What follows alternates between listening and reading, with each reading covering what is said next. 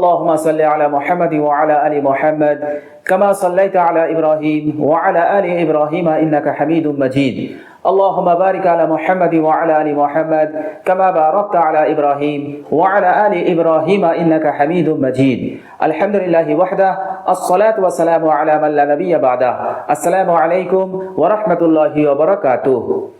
প্রিয় দর্শক, কাছে দূরে দেশ ও বিদেশে যে যেখানে অবস্থান করছেন সকলকে জানাই আমি আমার আন্তরিক সালাম, শুভেচ্ছা, অনেক অনেক অভিনন্দন। প্রিয় দর্শক, বিশ্বনবী সাল্লাল্লাহু আলাইহি ওয়াসাল্লামের বিখ্যাত সাহাবী নাম হযরত আনাস ইবনে মালিক রাদিয়াল্লাহু তাআলা আনহু। তিনি বিশ্বনবী সাল্লাল্লাহু আলাইহি ওয়াসাল্লামের কাছে থেকে 10 বছর খেদমত করেছিলেন। বিশ্বনবী সাল্লাল্লাহু আলাইহি ওয়াসাল্লামের 10 বছর খেদমত করার সৌভাগ্য অর্জনকারী বিখ্যাত সাহাবী হযরত আনাস ইবনে মালিক রাদিয়াল্লাহু তাআলা আনহু। তো তিনার জীবনে একটি ঘটনা, খুবই শিক্ষণীয় ঘটনা। হযরত আনাস ইবনে মালিক রাদিয়াল্লাহু তাআলা আনহুর একটি বিরাট খেজুরের বাগান ছিল এবং সেই বাগান থেকেই তিনি উপার্জন করতেন এবং তিনার সংসার চলত, অর্থাৎ তিনার এই বাগান থেকেই তিনার রোজগারের ব্যবস্থা হতো। তো তিনি একসময় কঠিন বিপদের সম্মুখীন হয়ে যান। বিপদটা ছিল, তিনার যে খেজুরের বাগান ছিল ওই খেজুরের বাগানে পানি দেওয়ার কোনো ব্যবস্থা ছিল না, অর্থাৎ আশেপাশে কোনো কূপ ছিল না, নদী ছিল না, পুকুর ছিল না, টিউবওয়েল ছিল না, যে যেখান থেকে পানি নিয়ে তিনি বাগানে দেবেন এমন কোনো ব্যবস্থা, এমন কোনো সেচের ব্যবস্থা ছিল না। তো তিনি বাগানে কিভাবে পানি দিতেন? প্রিয় দর্শক, সবটাই ছিল আকাশের পানির উপরে নির্ভর, বৃষ্টির পানির উপরে নির্ভর ছিল। বৃষ্টি হলে তবেই তিনি তিনার বাগানে পানি দিতে পারতেন, আর বৃষ্টি না হলে তখন অবস্থা খারাপ হয়ে যেত, বাগানের গাছগুলো মরতে বসতো। তো সময়টা ছিল গ্রীষ্মকাল, খাঁ খাঁ রোদ, নীল আকাশ। কয়েকদিন অতিবাহিত হয়ে গেল, পানি নেই, বৃষ্টি নেই। ফলে হযরত আনাস ইবনে মালিক রাদিয়াল্লাহু তাআলা আনহুর বাগানের গাছগুলো মরতে বসেছে, একেবারে হলুদ হয়ে গেছে, নুইয়ে যাচ্ছে। আজ কালের মধ্যে যদি বৃষ্টি না হয়, যদি ওই গাছগুলোতে পানি না দেওয়া যায়, তাহলে তিনার বাগানের সমস্ত গাছগুলো শেষ হয়ে যাবে, উজাড় হয়ে যাবে, সব গাছগুলো মরে যাবে। তো হযরত আনাস ইবনে মালিক রাদিয়াল্লাহু তাআলা আনহু ওই বাগানকে দেখভাল করার জন্য এক ব্যক্তিকে তিনি রেখেছিলেন, অর্থাৎ একজন মালি রেখেছিলেন। তো হঠাৎ সেই মালি, সেই ব্যক্তি হযরত আনাস ইবনে মালিক রাদিয়াল্লাহু তাআলা আনহুর কাছে ছুটে আসলো, এসে বলল, হুজুর, বাগানে যদি পানি না দেওয়া হয় তাহলে বাগানের গাছগুলো সব মরে যাবে, এই কঠিন বিপদে আমি এখন কি করব? হযরত আনাস ইবনে মালিক রাদিয়াল্লাহু তাআলা আনহু এই কঠিন বিপদের সময় মালিকে বললেন যে আমার জন্য একটু পানি নিয়ে আসো, আমি ওযু করব। পানি নিয়ে আসা হলো। এরপর হযরত আনাস ইবনে মালিক রাদিয়াল্লাহু তাআলা আনহু ওযু করলেন। ওযু করার পর তিনি 2 রাকাত নামাজের নিয়ত বাঁধলেন। 2 রাকাত নামাজ পড়ার পর তিনি দোয়া করলেন।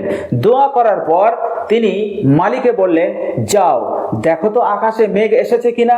তখন সেই মালি বাইরে বেরিয়ে পূর্ব, পশ্চিম, উত্তর, দক্ষিণ চারিদিকে নজর ঘুরিয়ে দেখলো যে কোথাও মেঘ নেই, খাঁ খাঁ রোদ। তিনি হযরত আনাস রাদিয়াল্লাহু তাআলা আনহুর কাছে এসে বললেন, হুজুর, কোথাও মেঘ নেই। হযরত আনাস ইবনে মালিক রাদিয়াল্লাহু তাআলা আনহু নামাজ পড়লেন, দোয়া করলেন, দেখতে বললেন, দেখো আকাশে মেঘ এসেছে কিনা। মালি বাইরে গিয়ে দেখলো কোথাও মেঘ নেই, তাহলে নামাজে কোনো কাজ হলো না। প্রিয় দর্শক, হযরত আনাস ইবনে মালিক রাদিয়াল্লাহু তাআলা আনহু ইনি যে 2 রাকাত নামাজ পড়লেন এবং 2 রাকাত নামাজ পড়ার পর যে দোয়াটা করলেন, কি দোয়া করলেন আর এই নামাজটাই বা কি নামাজ পড়েছিলেন, এটা আমি আপনাদেরকে ভিডিওর শেষে বলবো। এরপর হযরত আনাস ইবনে মালিক রাদিয়াল্লাহু তাআলা আনহু যখন দেখলেন যে আমার 2 রাকাত নামাজ পড়ার পর আকাশে মেঘ আসেনি, তো এখন কি করা যাবে? হযরত আনাস ইবনে মালিক রাদিয়াল্লাহু তাআলা আনহু কি করলেন, ওই ওযুতেই আবার তিনি 2 রাকাত নামাজের নিয়ত বাঁধলেন। এরপর নামাজ শেষে তিনি আবার ওই দোয়াই করলেন। দোয়া শেষে হযরত আনাস ইবনে মালিক রাদিয়াল্লাহু তাআলা আনহু মালিকে বললেন, যাও বাইরে গিয়ে দেখো আকাশে মেঘ এসেছে কিনা। মালি বাইরে গিয়ে পূর্ব, পশ্চিম, উত্তর, দক্ষিণ চারিদিকে নজর ঘুরিয়ে দেখে কোথাও মেঘ নেই, খাঁ খাঁ রোদ, চারিদিকে শুধু নীল আর নীল, অর্থাৎ নীল আকাশ, কোথাও মেঘ নেই। মালিক ঘুরে এসে হযরত আনাস ইবনে মালিক রাদিয়াল্লাহু তাআলা আনহুকে বললেন, হুজুর, কোথাও মেঘ নেই। তাহলে এবারও কাজ হলো না।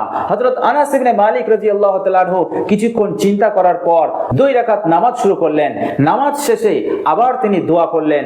দোয়া করার পর এবার মালিকে বললেন, যাও দেখো তো আকাশে মেঘ এসেছে কিনা। এরপর মালি বাইরে গিয়ে পূর্ব পশ্চিম উত্তর দক্ষিণ চারিদিকে নজর ঘুরিয়ে দেখলো কোথাও মেঘ নেই। তবে এক জায়গায় তার নজর দাঁড়িয়ে গেল।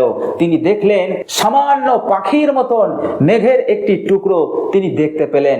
তিনি খুশিতে আনন্দে হযরত আনাস ইবনে মালিক রাদিয়াল্লাহু তাআলা আনহুর কাছে এসে বললেন, হুজুর, আকাশের এক কোণে একেবারে পাখির মতন ছোট্ট মেঘের একটি টুকরো আমি দেখতে পেয়েছি। হযরত আনাস ইবনে মালিক রাদিয়াল্লাহু তাআলা আনহু শোনা মাত্রই তিনি আবার নামাজের নিয়ত বাঁধলেন, আবার 2 রাকাত নামাজ পড়লেন, 2 রাকাত নামাজ পড়ে আবার দোয়া করলেন, আবার 2 রাকাত নামাজ পড়লেন, আবার দোয়া করলেন, আবার 2 রাকাত নামাজ পড়লেন, আবার দোয়া করলেন। এইভাবে কয়েকবার হযরত আনাস ইবনে মালিক রাদিয়াল্লাহু তাআলা আনহু নামাজ পড়তেই লাগলেন আর নামাজের শেষে একই দোয়া তিনি করতে লাগলেন। এদিকে মালি বাইরে গিয়ে দেখছে গোটা আকাশে কালো মেঘে ভরপুর হয়ে গেছে। তারপরে আল্লাহ সুবহানাহু ওয়া তাআলার হুকুমে মুষলধারে বৃষ্টি শুরু হয়ে গেল। আর এদিকে হযরত আনাস ইবনে মালিক রাদিয়াল্লাহু তাআলা আনহু তিনি নামাজ পড়েই যাচ্ছেন আর নামাজের শেষে ওই একই দোয়া করেই যাচ্ছেন। এরপর কয়েক ঘন্টা মুষলধারে বৃষ্টি হবার পর বৃষ্টি থেমে গেল। এরপর হযরত আনাস ইবনে মালিক রাদিয়াল্লাহু তাআলা আনহু তিনি তিনার মালিককে বললেন, যাও, ঘোড়ার উপরে সওয়ার হয়ে তাড়াতাড়ি আমার বাগানে যাও আর বাগানে গিয়ে আমার বাগানের অবস্থাটা দেখে এসে আমাকে বলো। যখন সেই মালিক ঘোড়ার উপরে সওয়ার হয়ে বাগানে গেল, বাগানে যাওয়ার পর তিনি আশ্চর্যজনিত হয়ে গেলেন। কেন হলেন? তিনি দেখলেন ওই মেঘ থেকে যে বৃষ্টিটা হয়েছে, যে বর্ষণটা হয়েছে, সম্পূর্ণ ওই বৃষ্টির পানিটা হযরত আনাস ইবনে মালিক রাদিয়াল্লাহু তাআলা আনহুর বাগান পর্যন্তই হয়েছে, আদার্স অন্য জায়গায় পানি হয়নি। এরপর ওই মালিক আশ্চর্যজনিত হয়ে হযরত আনাস ইবনে মালিক রাদিয়াল্লাহু তাআলা আনহুকে খবর দিলেন, বললেন, হুজুর, বৃষ্টির পানি আপনার বাগান পর্যন্তই হয়েছে, বাকি অন্য জায়গায় এই বৃষ্টির পানি হয়নি। বলেন সুবহানাল্লাহ। তো প্রিয় দর্শক, হযরত আনাস ইবনে মালিক রাদিয়াল্লাহু তাআলা আনহু কি নামাজ পড়েছিলেন?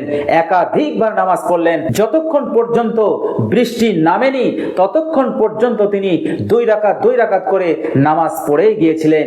এই নামাজটা তিনি কি নামাজ পড়েছিলেন জিজ্ঞাসা করা হয়েছিল। হযরত আনাস ইবনে মালিক রাদিয়াল্লাহু তাআলা আনহু তিনি বলেছিলেন, আমি হুজুর পাক সাল্লাল্লাহু আলাইহি ওয়াসাল্লামের মুখ থেকে শুনেছিলাম, তিনি বলেছিলেন, মান কানাত লাহু হাজাতুন ইলাল্লাহ আও আলা আহাদিন মিন বনি আদম। হুজুর পাক সাল্লাল্লাহু আলাইহি ওয়াসাল্লাম বলেছিলেন, যখন তোমাদের কোনো হাজত, কোনো প্রয়োজন দেখা দেবে আল্লাহ সুবহানাহু ওয়া তাআলার কাছে অথবা অন্য কোনো মানুষের কাছে, তো সেই হাজতকে পুরো করার জন্য তোমরা সর্বপ্রথম কি করবে? ফালইয়াতাওয়াজ্জা, তোমরা ওযু করবে। ফালইউহসিনিল বুযুআ, সুন্দরভাবে ওযু করবে, অর্থাৎ পারফেক্ট ওযু করবে। এরপর সুম্মা লিইউসাল্লি রাকাতাইন, তোমরা 2 রাকাত নামাজ পড়বে। অতঃপর নামাজ শেষে সুম্মা লিইউসনি আলাল্লাহ, আল্লাহ সুবহানাহু ওয়া তাআলার প্রশংসা করবে। আল্লাহ সুবহানাহু ওয়া তাআলার প্রশংসা করার পর ওয়া ইউসাল্লি আলান নবিয়্যি সাল্লাল্লাহু আলাইহি ওয়াসাল্লাম, নবী পাক সাল্লাল্লাহু আলাইহি সাল্লামের উপরে দরুদ পাঠ করবে। এরপর সুম্মা লিয়াকুল, তোমরা এই দোয়াটা পড়বে। প্রিয় দর্শক, যে দোয়াটার কথা বিশ্বনবী সাল্লাল্লাহু আলাইহি সাল্লাম বলেছিলেন, সেই দোয়াটা হচ্ছে সালাতুল হাজত নামাজের দোয়া। প্রিয় দর্শক, হযরত আনাস ইবনে মালিক রাদিয়াল্লাহু তাআলা আনহু যে নামাজগুলো তিনি পড়েছিলেন, সেই নামাজগুলো ছিল সালাতুল হাজত নামাজ। তিনি কন্টিনিউ ভাবে সালাতুল হাজত নামাজ পড়ে যাচ্ছিলেন। আর সালাতুল হাজত নামাজের পর যে দোয়াটা পড়তে বলেছিলেন বিশ্বনবী সাল্লাল্লাহু আলাইহি সাল্লাম, সেই দোয়াটাই তিনি পড়ছিলেন। প্রত্যেক নামাজের শেষে তিনি ওই দোয়াটাই পড়ছিলেন। তো প্রিয় দর্শক, সালাতুল হাজত নামাজ কিভাবে পড়বেন, কিভাবে নিয়ত করবেন এবং নামাজের শেষে যে দোয়াটা পড়তে হয় সেই দোয়াটা কি, প্রিয় দর্শক, এই বিষয়ে আমি অলরেডি একটি ভিডিও চ্যানেলে আপলোড করে দিয়েছি। তো প্রিয় দর্শক, আপনার যদি জানা না থাকে তাহলে ওই ভিডিওটা দেখে আপনি জানকারি নিয়ে নিতে পারেন এবং দোয়াটাও আপনি মুখস্থ করে নিতে পারেন যদি আপনার জানা না থাকে। তো প্রিয় দর্শক, ওই ভিডিওটার লিংক আমি আমার এই ভিডিওর ডেসক্রিপশনে দিয়ে দেবো ইনশাআল্লাহ আপনাদের জন্য। আপনারা অবশ্যই সেই ভিডিওটা দেখে সালাতুল হাজত নামাজের দোয়াটা মুখস্থ করে নেবেন এবং যখনই আপনার জীবনে কোনো বিপদ, কোনো হাজত আসবে, অবশ্যই 2 রাকাত নামাজ পড়ে ওই দোয়াটা করবেন ইনশাআল্লাহ। অবশ্যই হযরত আনাস ইবনে মালিক রাদিয়াল্লাহু তাআলা আনহুকে যে আমলের বরকতে আল্লাহ পাক সাহায্য করেছিলেন, ওই আমলটার বরকতে আপনাকেও সাহায্য করবে, আপনার হাজতকেও আল্লাহ সুবহানাহু ওয়া তাআলা পুরো করে দেবেন। তবে আমাদেরকে পড়তে হবে। আমরা যদি না পড়ি তাহলে আল্লাহ সুবহানাহু ওয়া তাআলা আমাদেরকে কিভাবে সাহায্য করবেন?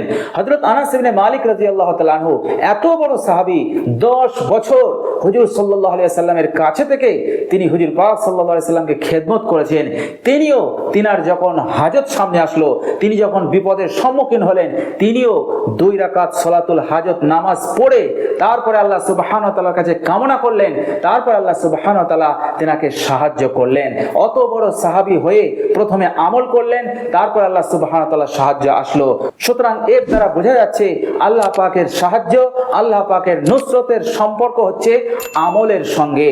প্রথমে আমাদের আমল করতে হবে, তারপরে সাহায্য আসবে। আগে সাহায্য আসবে না, আগে আমল তারপর সাহায্য।